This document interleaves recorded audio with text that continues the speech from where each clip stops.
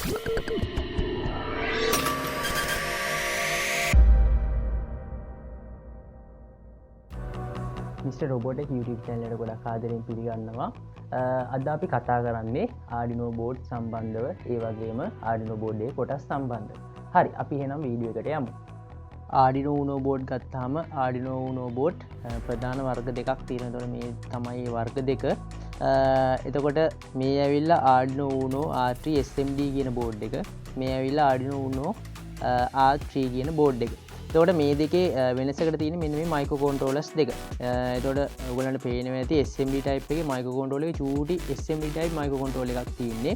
එතකොට Uno R3 board එක ගත්තාම ඒකේ මයික්‍රෝ කන්ට්‍රෝලර් එක SMD එකට වඩා ටිකක් ලොකුයි. හරිද? එතකොට මේ වගේ මයික්‍රෝ කන්ට්‍රෝලර් එකක් තමයි R3 කියන board එකේ පාවිච්චි වෙන්නේ. මේක තමයි Arduino Mega board එක කියලා කියන්නේ. එතකොට Arduino board ගත්තාම Arduino board වල තියෙන ලොකුම board එක තමයි Arduino Mega board එක කියලා කියන්නේ. එතකොට මේකේ තියෙන input output pin ප්‍රමාණය ගොඩක් වැඩි Arduino අනිත් board එකකට වඩා.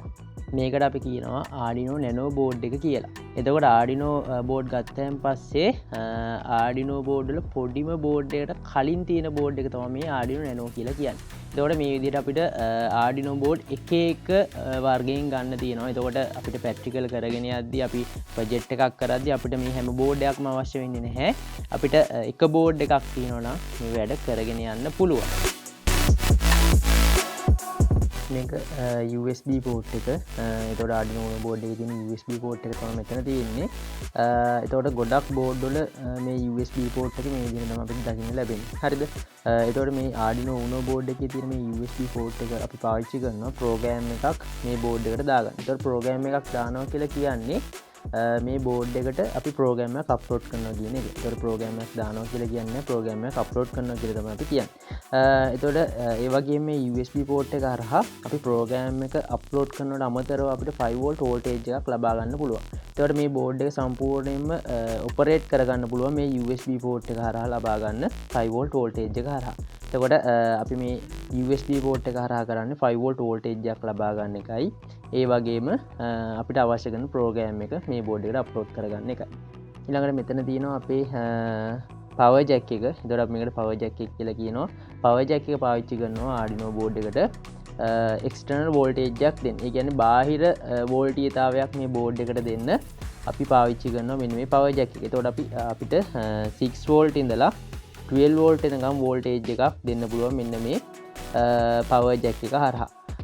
එතකොට පුතේ මේකට අපි සාමාන්‍යයෙන් පාවිච්චි කරනවා මෙන්න මේ වගේ කේබල් එකක්. එතකොට මෙන්න මේ ජැක් එක පාවිච්චි කරලා තමයි අපි මේ පවර් ජැක් එක හරහා සප්ලයි එකක් දෙන්නේ. එතකොට ඒක මතක තියාගන්න ඕනේ. අපි 6 volt ඉඳලා 12 volt වෙනකම් වෝල්ටේජ් එකක් තමයි මේ පවර් ජැක් එක හරහා දෙන්නේ.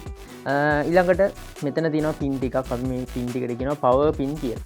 අපි බලමු පවර් පින් වලින් මොනවද කරන්න කියලා. එතකොට පවර් පින් යටතේ මෙතන මුලින්ම තියෙනවා රීසෙට් කියලා පින් එකක්.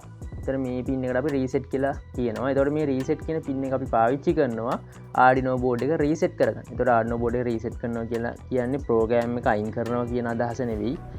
තියෙන ප්‍රෝග්‍රෑම් එක ආවම මුලින් ඉඳලා රන් කරගන්න. ඒ කියන්නේ අපි දාලා තියෙන ප්‍රෝග්‍රෑම් එක ආවම මුලින් ඉඳලා රන් කරගන්න අපි මෙන්න මේ රීසෙට් පින් එක පාවිච්චි කරනවා. එතකොට රීසෙට් පින් එකට අපි ජම්ප් වයර් එකක් කනෙක්ට් කරලා ඒ ජම්ප් වයර් එක ග්‍රවුන්ඩ් එකත් එක්ක ෂෝට් කරාම අපිට පුළුවන් මේ බෝඩ් එක රීසෙට් කරන්න. එතකොට පුතේ මතක තියාගන්න ඕනේ ඕගොල්ලෝ මේක රීසෙට් කරනකොට ග්‍රවුන්ඩ් එකත් එක්ක කනෙක්ට් කරලාම තියන්නේ නැහැ. හරිද? ග්‍රවුන්ඩ් එකත් එක්ක කනෙක්ට් කරලා තියන්නෙම නැහැ.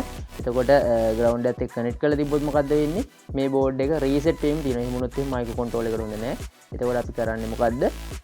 රීසෙට් පින් එකත් එක්ක ජම්ප් වයර් එකක් කනෙක්ට් කරලා ඊට පස්සේ ග්‍රවුන්ඩ් එකත් එක්ක ෂෝට් කරනවා. ෂෝට් කරලා ඉවරලා ගත්ත හැටි මේ බෝඩ් එක රීසෙට් වෙනවා. හරි. ඊළඟට මෙතන තියෙනවා 3.3 volt කියලා පින් එකක්. මේ 3.3 volt කියන පින් එකෙන් අපි කරන්නේ 3.3ක. ඒ කියන්නේ 3.3 voltage එකක් output එකක් ඉදර ගන්න එක තමයි මේ පින් එක හරහා අපි කරන්නේ. එතකොට 3.3 volt පින් එක පාවිච්චි කරනවා 3.3ක voltage එකක් output එක ඉදර ගන්න. ඊළඟට ඊට එහා පැත්තේ තියෙන 5 volt කියලා පින් එකක් 5V කියලා ගහලා තියෙනවා. ඒක ඔයගොල්ලන්ට පේනවා ඇති. මේ 5 volt පින් එක අපි පාවිච්චි කරනවා Arduino board එකෙන් 5 volt voltage එකක් output එක ඉදිරියට ගන්න. එතකොට අපි සාමාන්‍යයෙන් ඔය 3.3 volt pin එකයි ඒ වගේම 5 volt pin එකයි පාවිච්චි කරන්නේ අපිට සමහර වෙලාවට අවශ්‍ය වෙනවා සාමාන්‍යයෙන් Bluetooth module sensors වගේ දේවල් on කරගන්න. එතකොට ඒවට අවශ්‍ය කරන power එක ගන්න අපි ඔන්න ඔය pin පාවිච්චි කරනවා. එතකොට අපිට ඕක හරහා 3.3ක voltage එකක් output එක විදිහට ගන්න පුළුවන්. ඒ වගේම 5 voltage එකක් output එක විදිහට ගන්න පුළුවන්. ඊළඟට ground pin තියෙනවා. එතකොට මේ Arduino Uno board එක ගත්තොත් එහෙනම් Arduino Uno board එකේ අපිට බලා ගන්න පුළුවන් ground pin 3ක්. එතකොට මෙතන ground pin එකක් තියෙනවා. ඒ වගේම මෙතන ground pin එකක් තියෙනවා. ඒ වගේම මෙතන මේ 13 වෙනි digital pin එකට එහා පැත්තෙන් තව ground pin එකක් තියෙනවා. එතකොට ground pin 3ක් අපිට බලා ගන්න පුළුවන්. එතකොට මේ ground pin එක කියලා කියන්නේ ඍණ සැපයුමට. එතකොට අපිට මේ Arduino board එකට ඍණ සැපයුමක් දෙන්නත් පුළුවන්. Arduino board එකෙන් ඍණ සැපයුමක් අපිට ගන්නත් පුළුවන්. මෙන්න මේ ground pin හරහා. ඊළඟට මෙතන කෙරෝලෙම තියෙනවා VIN කියලා pin එකක්. VIN කියන එකේ අදහස මොකක්ද? VIN කියලා කියන්නේ voltage input කියන අදහස.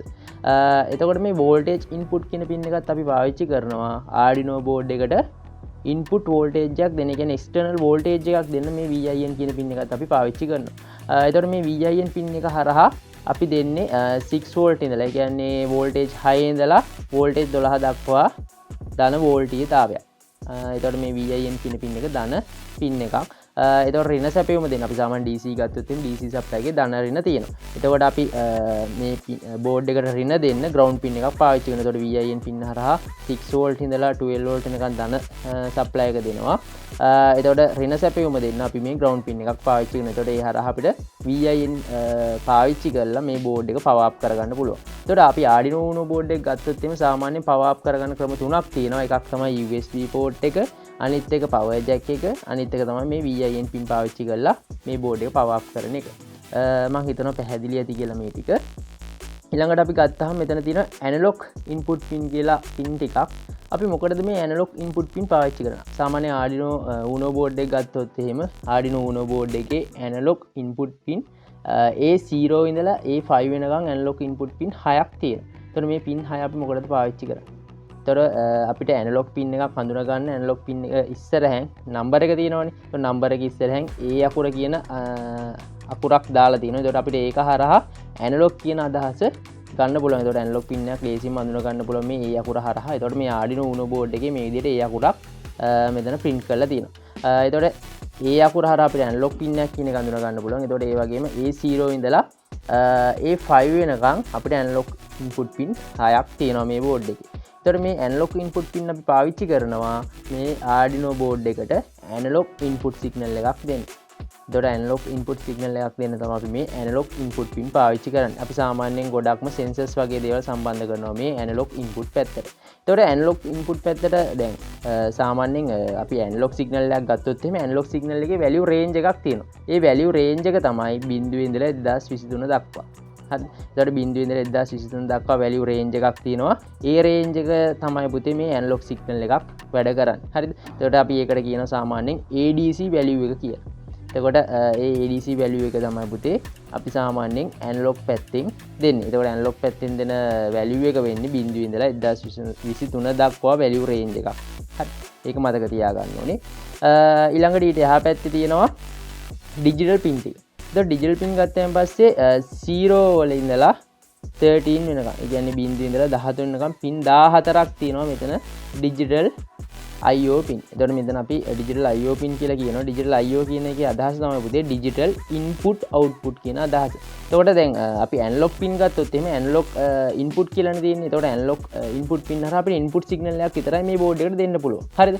ඇනලොග් ඉන්පුට් පින් හරහා අපිට ඇනලොග් ඉන්පුට් සිග්නල් එකක් විතරයි මේ බෝඩ් එකට දෙන්න පුළුවන්. හැබැයි මේ ඩිජිටල් IO පින් හරහා නේද? ඩිජිටල් ඉන්පුට් අවුට්පුට් පින් හරහා අපිට මේ බෝඩ් එකට ඉන්පුට් සිග්නල් එකක් දෙන්නත් පුළුවන්. ඒ වගේම අවුට්පුට් සිග්නල් එකක් අපිට ගන්නත් පුළුවන්. හරිද? එතකොට මෙතන පින් කියන්නේ 0 වල ඉඳලා 13 වෙනකම් පින් 14ක් අපිට තියෙනවා. එතකොට අපි මේවට සාමාන්‍යයෙන් ඉන්පුට් දෙන්නත් කනෙක්ට් කරනවා. ඒ වගේම අවුට්පුට් ලබා ගන්නත් කනෙක්ට් කරනවා. ඊළඟට ඕගොල්ලන්ට පේනවා ඇති මෙතන පොඩි විශේෂිතව පින් වගේක් තියෙනවා PWM පින් කියලා. එතකොට අපි මේ PWM පින් ඕගොල්ලන්ට පේන ඇති පොඩි මාක් එකක් තියෙනවා මෙතන.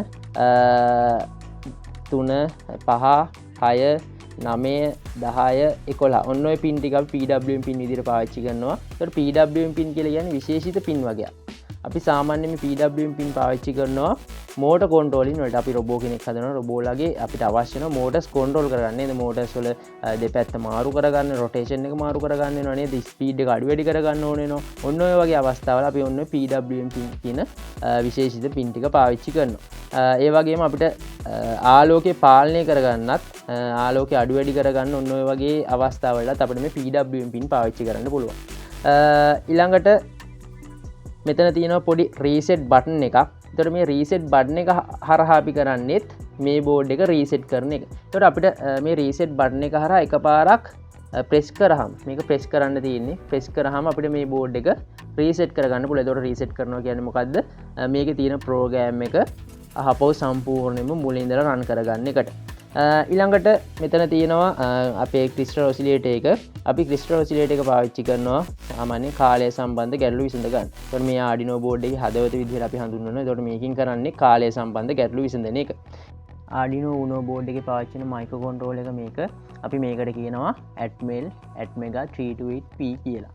එතකොට මෙන්න මේ මයික්‍රෝ කන්ට්‍රෝල් එක තමයි Arduino Uno board එකේ පාවිච්චි වෙන්නේ. එතකොට අපි මයික්‍රෝ කන්ට්‍රෝල් එකෙන් කරන්නේ අපි මේ බෝඩ් එකට ප්‍රෝග්‍රෑම් එකක් අප්ලෝඩ් කරනවා. එතකොට අපි Arduino IDE එක පාවිච්චි කරලා ප්‍රෝග්‍රෑම් එකක් ලියනවා.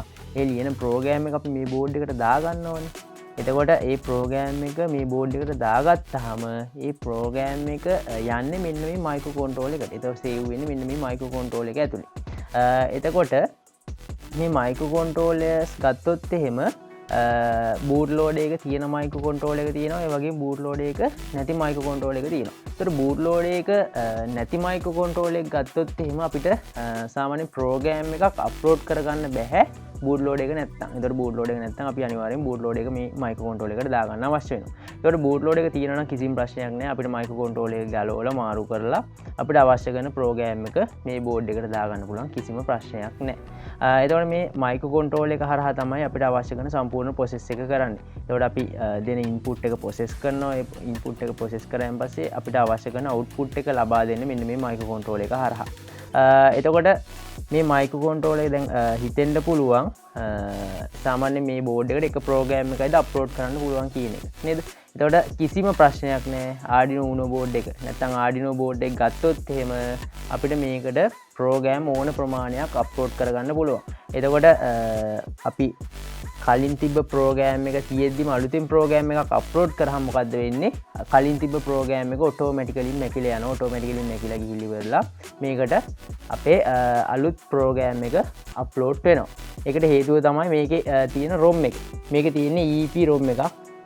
EEPROM කියන්නේ erasable programmable read only memory කියන එක. එතකොට ඒක හරහා අපිට පුළුවන් අපි කලින් ලියලා තිබ්බ ප්‍රෝග්‍රෑම් එක මකලා ඉවරලා අපි අලුතෙන් ලියන ප්‍රෝග්‍රෑම් එක මේ බෝඩ් එකට අප්ලෝඩ් කරගන්න. හරිද? එතකොට මේකේ EEPROM එකක් තියෙන එකේ ලොකු වාසියක් තියෙනවා. EEPROM එකක් තිබ්බේ නැති වුණොත් එහෙනම් මොකද්ද වෙන්නේ? අපිට ප්‍රෝග්‍රෑම් 10ක් ගහන්න Arduino board 10ක් ගන්න අවශ්‍ය වෙයි. හරිද? එතකොට මේ EEPROM එකේ තියෙන වාසිය ඕක තමයි. හරි. අද දවසේ අපි කරේ Arduino board වර්ග ඒ වගේම Arduino board එකේ කොටස් සම්බන්ධ. මම හිතනවා අද දවසේ කරපු දේවල් ගොඩක් පැහැදිලි ඇති කියලා. එහෙනම් තවත් මෙවැනි වීඩියෝ එකකින් හම්බ වෙමු. Mr.Robotech YouTube channel එක subscribe කරලා නැති අය ඉන්නවනම් දැන්ම subscribe කරලා තියාගන්න. ඒ වගේම bell icon එක click කරන්න. හැමෝටම ආයුබෝවන්.